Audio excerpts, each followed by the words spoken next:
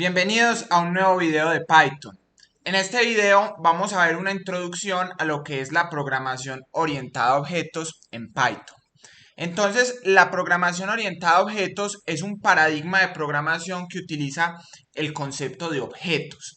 Entonces, ¿qué son los objetos? Son unas estructuras que permiten guardar información en forma de atributos y código en forma de métodos.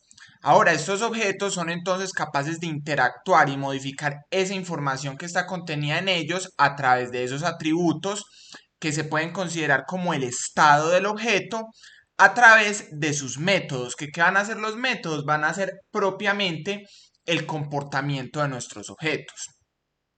Ahora, para definir esos objetos, entonces se utiliza lo que se conoce como clases.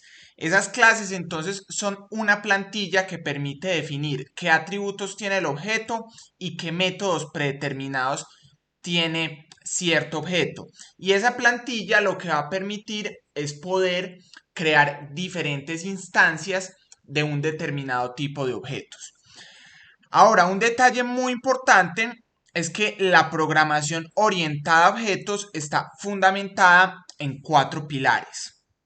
El primero es la abstracción, que se refiere a las características principales que tiene un objeto.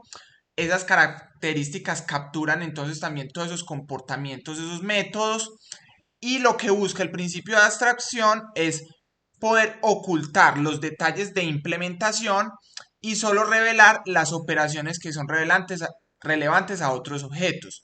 Entonces, de esta forma, un objeto solamente expone un mecanismo de alto nivel para utilizarlo. ¿Qué significa esto? Que cuando vamos a utilizar cierto método del objeto, simplemente es necesario llamar a ese método y no es necesario conocer la implementación que hay detrás de él. El segundo pilar es el encapsulamiento. El encapsulamiento hace referencia entonces a mantener el estado del objeto de forma privada dentro de nuestra clase.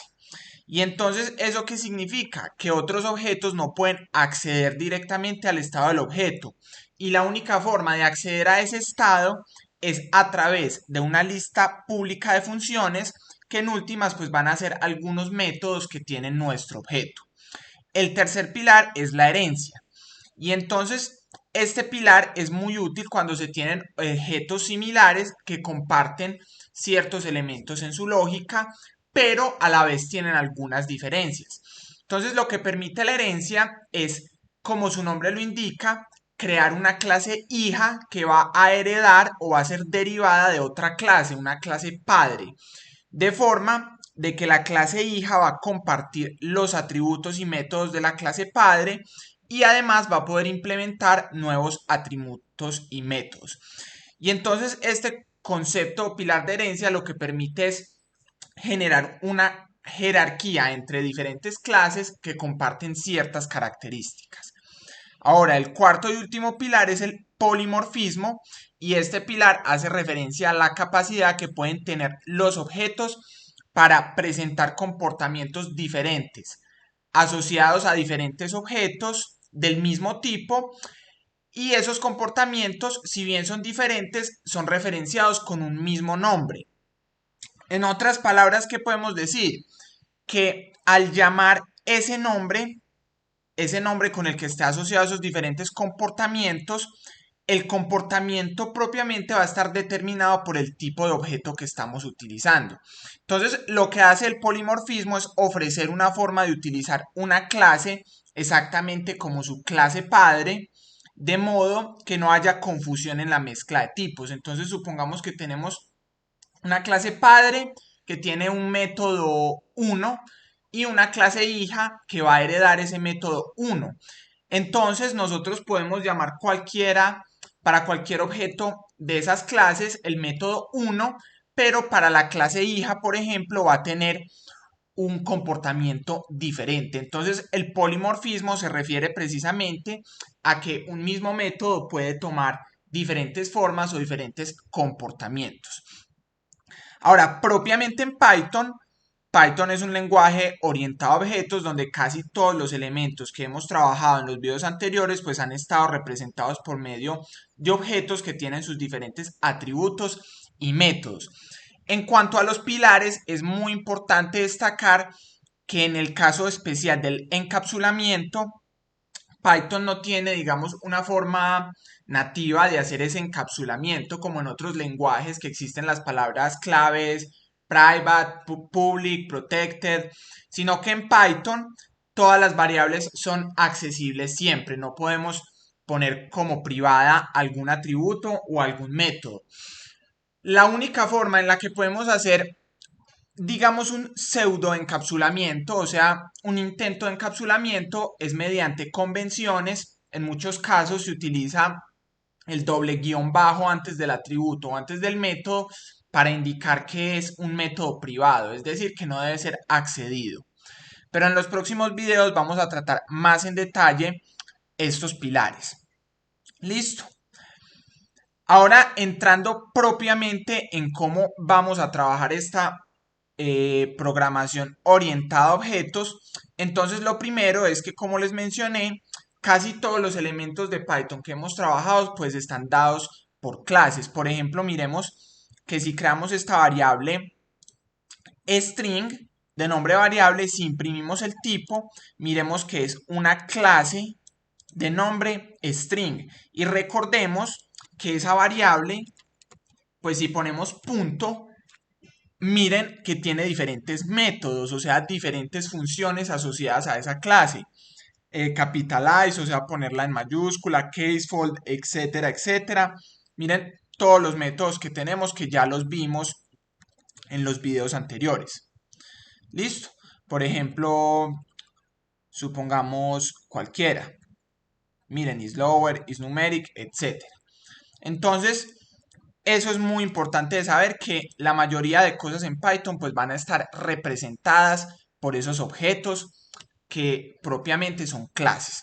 Ahora, lo que nos interesa a nosotros al aprender a programar de forma orientada a objetos es entonces poder crear esas clases para tener nuestros objetos personalizados. Entonces, para crear una clase en Python, simplemente basta con escribir esta palabra clave class y el nombre de nuestra clase. De forma general, el nombre de las clases generalmente se usa con letra mayúscula al principio y se usa el camel case para cada una de esos nombramientos. Ahora, entonces vamos a decir class, vamos a poner el nombre de nuestra clase, empezando con mayúscula, paréntesis, vamos a poner 2 puntos y, por ejemplo, esta clase que se llama clase va a tener como atributos x igual 1, y igual 2. Vamos a correr, quedó nuestra clase definida. Ahora voy a crear un objeto que va a ser igual a esa clase y voy a imprimir el tipo del objeto, objeto.x, o sea mi atributo x, y objeto.y, o sea el atributo y. Y efectivamente miren que tenemos una clase que es de tipo clase y tenemos nuestros atributos x igual 1 y y igual 2 tal como lo definimos. Listo. Ahora, esta implementación de creación de la clase que acabamos de trabajar es, digamos, la forma más pura de crear una clase y no va a tener ninguna utilidad práctica en alguna aplicación real. Entonces, ¿qué es lo que en realidad vamos a utilizar? Vamos a empezar a utilizar lo que se conoce como el constructor de la clase, que en Python es el método init. Entonces, lo que permite el constructor de la clase es inicializar o definir esos atributos que va a tener nuestra clase. Entonces, yo voy a definir una clase que se llama persona, miren, class persona, paréntesis 2 puntos, y voy a definir mi primer método, que es un método por defecto, que es el método init. Entonces voy a poner def, guión bajo, init, guión bajo, paréntesis y los argumentos. Miren que este def es como definíamos funciones anteriormente y en últimas este constructor es simplemente una función, entonces podemos utilizar todo lo que hemos aprendido de funciones en este constructor. Un detalle muy importante es que todos los métodos en nuestra clase deben contener el primer argumento como self. aunque pueden utilizar otro nombre, pero en realidad el primer argumento lo que va a referenciar es la clase propia, o sea, se va a referenciar a sí misma y nos va a permitir entonces diferenciar entre otros argumentos y los atributos propios de la clase. Entonces tenemos self, que es la referencia a la misma clase, y vamos a tener dos argumentos, nombre y edad, que me van a definir a una persona. Ahora voy a decir que self.nombre, o sea, la referencia a mi clase, a mi propio objeto, punto, el atributo nombre va a ser igual a nombre. Entonces miren que aquí eh, digamos, se hace evidente esa diferencia. El self va a ser la palabra clave que me va a decir, bueno, este nombre es el nombre de la clase persona, mientras que este nombre solito va a ser el argumento que estoy pasando en mi constructor. Ahora voy a hacer lo mismo para edad, self.edad, o sea, la edad de mi clase va a ser igual a edad, al argumento edad que estoy pasando en el constructor. Y no necesariamente tengo que utilizar los argumentos que estoy pasando en el constructor. Puedo definir otro atributo, por ejemplo, self.identificación igual a 1, 2, 3, 4, que simplemente va a ser otro atributo que no voy a pasar en el constructor cuando cree mi objeto. Listo. Entonces voy a correr y aquí voy a crear persona 1. P1 va a ser igual a persona. Y entonces, como ya definimos nuestro constructor, simplemente voy a poner persona, paréntesis y los diferentes argumentos. Y recuerden, como self hace referencia a nuestra propia clase, entonces simplemente basta con pasarle los argumentos que hay después de self. En este caso, el nombre y la edad.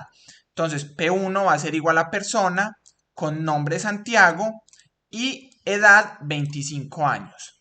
Ahora voy a imprimir el tipo de la persona, el nombre de P1, edad de P1 y la identificación de P1. Vamos a correr y miren que efectivamente P1 es una clase de tipo persona, el nombre de P1 es Santiago, la edad es 25 y la identificación es 1, 2, 3, 4. Ahora voy a crear un objeto P2, persona Sofía, de 20 años. Voy a correr y miren que entonces va a seguir siendo una clase de tipo persona, pero ahora el nombre de P2 va a ser Sofía, la edad va a ser 20 años y la identificación, como es una constante, pues va a seguir siendo la misma. Entonces, aquí podemos ver ya el potencial que tiene esta programación orientada a objetos. A partir de esta clase creamos una plantilla con la cual podemos crear diferentes personas y podemos guardar diferentes datos utilizando esa misma plantilla. Entonces miren que es un mecanismo que nos va a permitir reutilizar código de forma muy eficiente. Ahora vamos a ver lo que es el método toString, que en Python es el método guión bajo str guión bajo. Entonces este método lo que permite es definir qué se quiere devolver cuando el objeto es representado como una string. Entonces miren que si yo doy print P1, es decir, imprimo a la persona P1, en este caso Santiago, que también lo puedo decir print P1 punto guión bajo str, pero por defecto si simplemente le doy print P1 me va a llamar el método toString.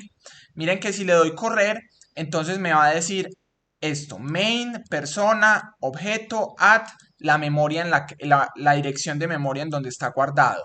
Entonces por defecto Python tiene ese método toString, va a decir el tipo de la clase y en qué memoria está guardado. Ahora yo puedo venir y decir que la clase persona, en este caso en el constructor simplemente voy a definir nombre y edad y voy a hacer una modificación del método toString. Entonces voy a poner def str recuerden la referencia a mi clase self y voy a poner return. Esta es una persona de nombre, self.nombre con strself.edad, años. Entonces, ¿esto qué me va a imprimir? Esta es una persona de nombre tal con tantos años. Y miren entonces que lo que estoy haciendo aquí es modificar ese método string. Estoy definiendo un método personalizado. Voy a correr acá y ahora voy a decir que P1 va a ser igual a persona con nombre Santiago, edad 25 años, y ahora cuando imprima P1 me debe salir este mensaje. Vamos a correr y efectivamente, esta es una persona de nombre Santiago con 25 años. Entonces, este método toString generalmente nos sirve es para entregar información del objeto. Y miren que lo puedo modificar para tener, digamos, la información que me es necesaria y no simplemente esta línea que no tiene mucha información relevante. Ahora, los métodos. Como hablamos, los métodos van a ser entonces funciones que están contenidas dentro de nuestro objeto y van a representar ese comportamiento que va a tener el objeto.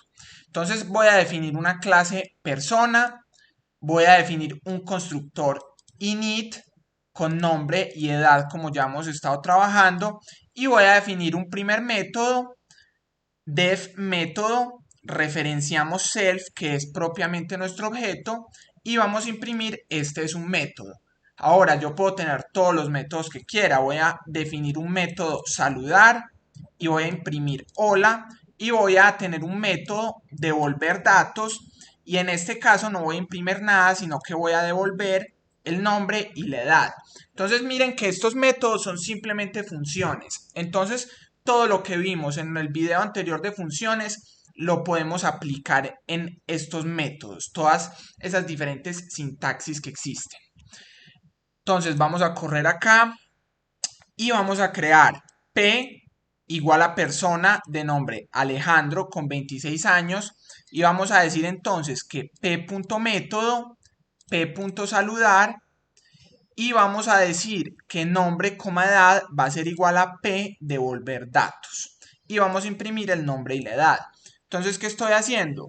Estoy llamando primero al método que se llama método, valga la redundancia, luego estoy llamando al método saludar, luego estoy guardando nombre y edad llamando el método de devolver datos y luego estoy imprimiendo ese nombre y edad. Vamos a correr y miren que efectivamente cuando llamo método me va a imprimir este es un método, saludar me va a imprimir hola y al guardar ese p.devolver datos en nombre y edad pues me va a devolver el nombre y la edad. Listo. Entonces, hemos trabajado lo que es el argumento self o el parámetro self, que recuerden hace referencia a mi propia clase y es el primer argumento de cada uno de los métodos o la primera propiedad de cada uno de los métodos. Entonces, ese argumento self no necesariamente tiene que ser self. Normalmente pues se usa la palabra self porque es natural decir yo mismo, o sea, el objeto mismo, pero ese argumento puede tener cualquier otro nombre. Miren que aquí voy a definir una clase persona y en vez de utilizar self voy a poner mi objeto. Y voy a decir mi objeto.nombre, mi objeto.edad y va a ser exactamente lo mismo. Y ahora en los métodos, incluso en los métodos puedo cambiar el argumento, puedo decir ABC, ABC nombre y XYZ, XYZ edad. Y ese primer argumento en cada uno de los métodos siempre me va a referenciar a la clase misma. Entonces no va a importar el nombre que tenga. Obviamente por cuestiones de orden y para que sea entendible el código, pues es conveniente utilizar el mismo nombre en todos los métodos, tal como lo hemos trabajado utilizando self, es lo más común. Pero para que tengan el dato, pues pueden utilizar cualquier nombre. Miren que si corremos esto acá y simplemente decimos que creamos una nueva persona, corremos, miren que igual tenemos el resultado correcto, independiente del nombre que tengamos en ese primer argumento. Ahora, podemos también modificar propiedades de nuestro objeto. Por ejemplo, miremos si queremos cambiar el nombre. Miren, aquí estamos imprimiendo el objeto P que ya teníamos, en este caso Andrés, y vamos a poner que P.nombre, que es nuestro atributo, va a ser igual a Camilo, y vamos a imprimir nuevamente. Y miren que efectivamente cambió el nombre de mi objeto. Y por último, pues entonces también podemos eliminar objetos utilizando esta palabra clave del, como ya hemos trabajado con otros tipos de variables, o por ejemplo en las listas, que podíamos eliminar las listas utilizando ese del, también podemos eliminar el objeto. Miren que aquí simplemente si el objeto no existe, me va a decir el objeto no existe y efectivamente eliminamos correctamente el objeto. Entonces, esto fue todo por este video, simplemente era una introducción a la programación orientada a objetos en Python y que viéramos cómo podemos crear esas plantillas, esas clases para definir los diferentes objetos. En los próximos videos lo que vamos a estar haciendo es entrando un poco más en detalle en estos principios, particularmente en la herencia y en el polimorfismo, para ver aún más este potencial de la programación orientada a objetos. Espero que les haya gustado el video, que hayan entendido bastante todos estos conceptos. No olviden suscribirse al canal y dejar un like.